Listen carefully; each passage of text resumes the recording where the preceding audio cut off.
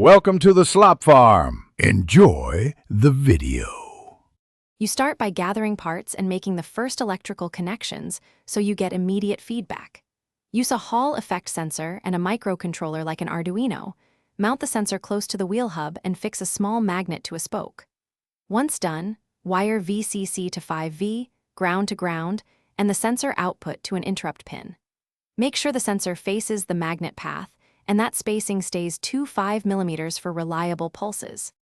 You now handle the signal and convert pulses into a stable RPM value. Attach an interrupt that increments a pulse counter on each falling or rising edge. Use a 10K pull-up and a small RC filter to remove spikes. Once done, implement debouncing by ignoring pulses closer than 5 milliseconds so false triggers don't inflate readings.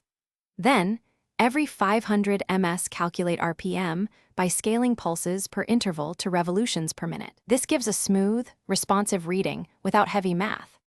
You finish by showing results and validating performance so the meter is ready for real rides. Hook the calculated RPM to your OLED or 7-seg display and format updates at 2HZ for readability.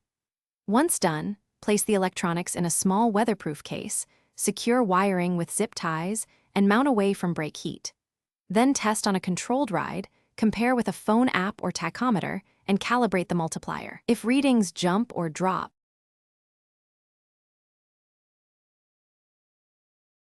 Thanks for watching. Consider subscribing if we helped you today.